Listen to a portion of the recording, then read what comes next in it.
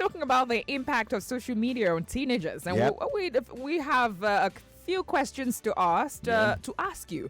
If you have a teenager as a brother or a sister, or as a parent, or if you're a counselor or a mentor, you deal a lot with teenagers. We're asking, what is it like being a teenager in this digital age? That is, maybe you have a close contact, you have a direct story from them, you want to share their experience to us. Or if you're a teenager listening to us, is it tough being a teenager in this digital age? Or do you think it is fun, exciting?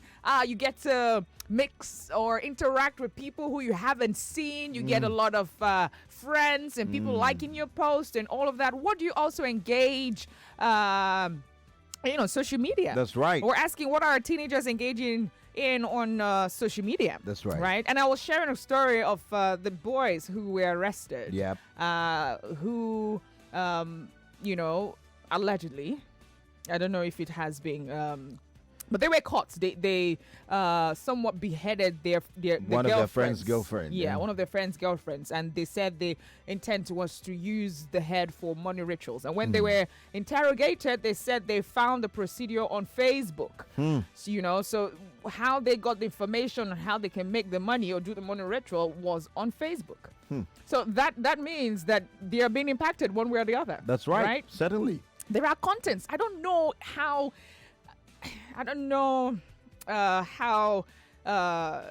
Facebook or these social media apps regulate their content. Yep. But there's some contents or there's some pages that especially on Facebook, that if you have access to, some of them go live. They're teaching you some things, some kind of thing that I can't even say on radio. That's right. Some kind of things, and I'm like, my heart skips when it dawns on me that there are some teenagers who would have access to their phones, who would have access to Facebook, and who would have access to these pages. Yep. And the kind of impact that would have on them. These social media regulations of the thing, you see what these people are posting on Facebook, all these herbalists. I think those are the people government should look at and make sure that these people are regulated. They should control them.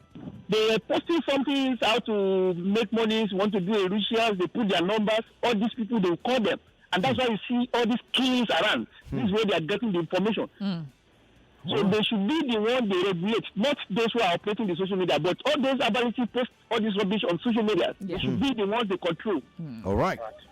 What I do to my daughter, until you finish secondary school,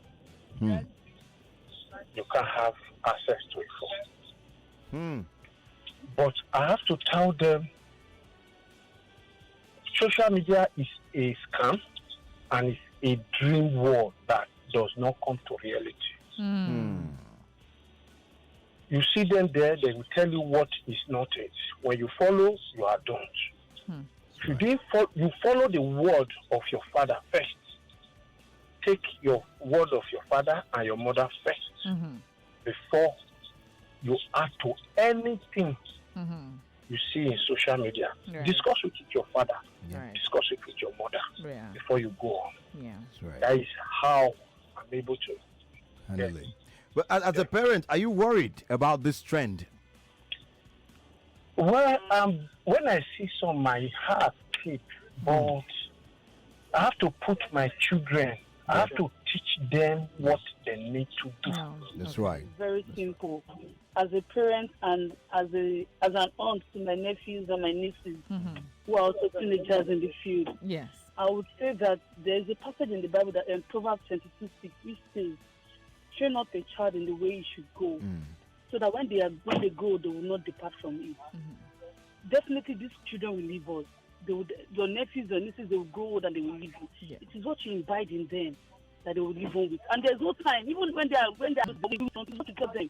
You don't let the social media teach them. It is the digital world, you cannot lie. You cannot deprive them of using this telephone. You cannot deprive them of using the social media. They will teach them. They will go to school. They will socialize. It is what you tell them. It is how you counsel them, how you communicate with them that matters in this whole thing. What the digital world is doing to our children, we no longer have children, we no longer have teenagers. That's how bad it is. Because these kids, the time they have to be kids, they are no longer able to be kids. The time they have to be teenagers, they learn, it is too fast. They learn faster than what it should have been. Okay. So it becomes a big problem. Personally, I have 2 teenage girls. And I agree.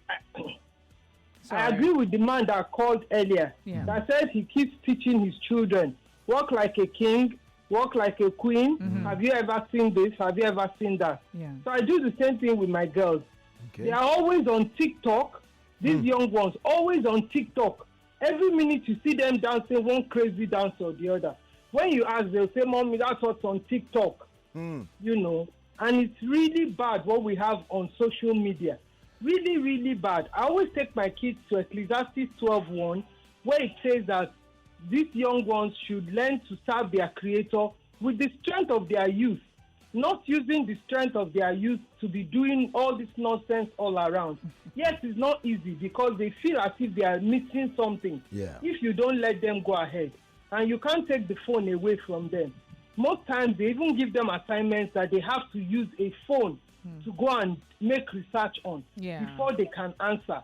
So, yes, we can't take some of these things away from them.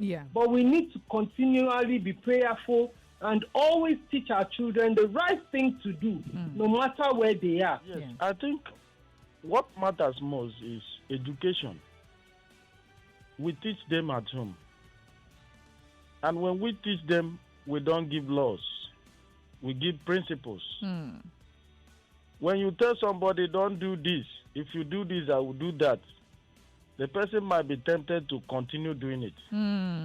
But if you give a person a principle, if you do this and this is what it will result. If you do it like this, this is what it will result. It's on your hand. Then the person will be willing to choose the right path. For example, those guys, those little children that roasted the head of their victim. If they have been told that you must walk with your hand. For example, 1 Thessalonians 4, verse 11 and 12. He said we should mind our business and walk with our hands. Then you give them reasons why we must walk with our hands, the benefits. Then they will follow suit. But when you give them laws that don't steal, don't do this, don't do that, they might be tempted to do it even when you are not there. Okay, then.